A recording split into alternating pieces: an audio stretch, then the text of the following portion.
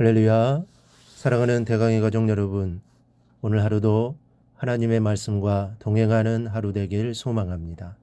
오늘 말씀은 출애굽기 26장 31절에서 37절 말씀입니다. 너는 청색, 자색, 홍색 실과 가늘게 꼰 배실로 짜서 휘장을 만들고 그 위에 그룹들을 정교하게 수놓아서 금 갈고리를 네 기둥 위에 늘어뜨리되 그 네 기둥을 조각목으로 만들고 금으로 싸서 네 은받침 위에 둘지며 그 휘장을 갈고리 아래에 늘어뜨린 후에 증거계를 그 휘장 안에 들여놓으라. 그 휘장이 너희를 위하여 성소와 지성소를 구분하리라. 너는 지성소에 있는 증거계 위에 속죄소를 두고 그 휘장 바깥 북쪽에 상을 놓고 남쪽에 등잔대를 놓아 상과 마주하게 할지며 청색, 자색, 홍색 실과 가늘게 꼰 배실로 수놓아 짜서 성막 문을 위하여 휘장을 만들고 그 휘장 문을 위하여 기둥 5을 조각목으로 만들어 금으로 싸고 그 갈고리도 금으로 만들지며 또 그 기둥을 위하여 받침 5개를 노수로 부어 만들지니라.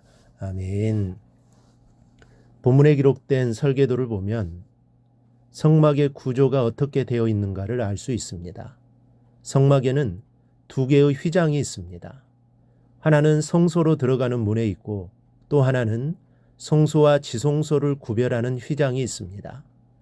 이처럼 성소와 지성소가 휘장으로 구분되어지는 것은 사람들의 불법한 접근을 막음으로써 하나님의 거룩과 영광이 인간의 그릇된 호기심으로 훼손되는 것을 막기 위해서였습니다.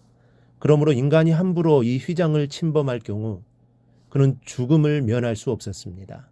이 휘장은 오직 정해진 사람들이 정해진 시간에 정해진 방법으로만 지날 수 있는 것입니다.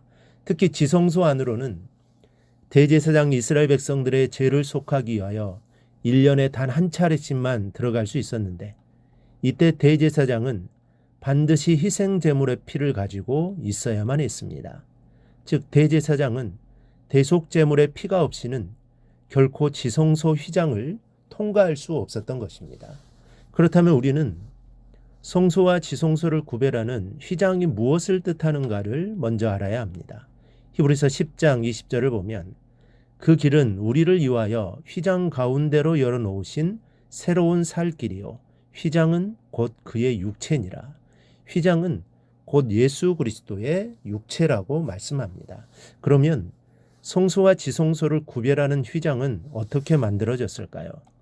31절을 보니 너는 청색, 자색, 홍색 실과 가늘게 꼰 배실로 짜서 휘상을 만들고 그 위에 그룹들을 정교하게 수놓아서 그랬습니다. 청색은 이스라엘 백성이 푸른 하늘을 볼 때마다 하늘에 거하시는 하나님을 생각했습니다. 그래서 이 색은 그리스도의 신성을 뜻합니다. 자색은 이스라엘 전통적으로 왕을 상징하는 색입니다. 즉 만유를 다스리시는 왕이요 심판자를 의미합니다. 로마 군인들이 예수님께 자색 옷을 입힌 것은 왕으로 입성하신 예수님을 비웃기 위한 것이었습니다. 홍색 실은 죄인을 위하여 홍포를 입고 십자가를 지신 예수 그리스도의 겸허한 성품을 뜻합니다. 배실, 흰색은 그리스도의 순결한 성품과 인성을 의미합니다. 휘장은 이같이 그리스도의 성품을 뜻하는 4가지 색깔로 만들어졌습니다. 그리고 거기에는 그룹들을 수놓아 만들었습니다. 우리는 예수님께서 십자가에 달리실 때에 한 사건을 떠올리지 않을 수 없습니다. 마태복음 27장 50절 51절을 보면 예수께서 다시 크게 소리 지르시고 영원히 떠나시니라. 이에 성소 휘장 위로부터 아래까지 찢어져 둘이 되고 땅이 진동하며 바위가 터지고 그랬습니다. 예수님이 십자가에서 죽으실 때 성소의 휘장이 둘로 찢어졌다고 했습니다. 앞부분에서 휘장은 곧 예수님의 육체라는 것을 기억하시기 바랍니다. 이것이 우리에게 안겨주는 중요한 의미는 무엇일까요? 지성소로 나아가기 위해서는 반드시 휘장을 통과해야만 했습니다. 지성소는 하나님이 임재하신 곳이요 속죄소가 있는 곳입니다. 그러나 지성소에 함부로 들어갔다가는 그 자리에서 죽임을 당했습니다. 하나님의 거룩하심 앞에 죄인이 설 수 없었기 때문입니다. 레위기 16장 1, 2절을 보면 아론의 두 아들이 여호와 앞에 나아가다가 죽은 후에 여호와께서 모세에게 말씀하시니라. 여호와께서 모세에게 이르시되 내 형 아론에게 이르라. 성소의 휘장한 법궤의 속죄소 앞에 아무 때나 들어오지 말라. 그리하여 죽지 않도록 하라. 이는 내가 구름 가운데서 속죄소 위에 나타남이니라. 나답과 아비후가 하나님이 명하신 불이 아닌 다른 불로 분향했다가 죽임을 당하게 됩니다. 즉 아론의 두 아들 나답과 아비후가 그 직분을 경솔히 여기고 하나님의 거룩함을 더럽혔기 때문입니다. 죄인은 절대로 지성소에 접근할 수 없었습니다. 그런데 휘장이 둘로 찢어지면서 지성소에 나아가게 되는 은혜가 주어진 것입니다. 이는 예수 그리스도를 통하여 하나님 앞에 나아갈 수 있음을 가르쳐 줍니다. 그리고 한 가지 중요한 것은 지성소에는 법궤가 있었고 그 법궤 위에 속죄소가 있습니다. 속죄소는 법궤의 뚜껑입니다. 속죄소는 덮는다는 뜻입니다.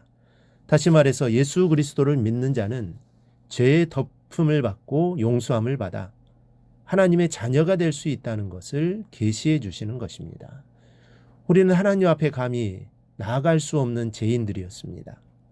빛의 자녀가 아닌 어둠의 자식이었고 생명의 자녀가 아닌 멸망의 자식들이었습니다. 그런 우리가 예수님 십자가에서 창의 허리를 상하시고 손과 발에 못 박히심으로 인해 지성소에 나아가는 은혜를 입었습니다. 그래서 바울 사도는 히브리서 10장 19절 20절에서 이같이 말씀합니다. 그러므로 형제들아 우리가 예수 그리스도의 피를 힘입어 성소에 들어갈 담력을 얻었나니 그 길은 우리를 위하여 휘장 가운데로 열어놓으신 새로운 살 길이요 휘장은 곧 그의 육체니라.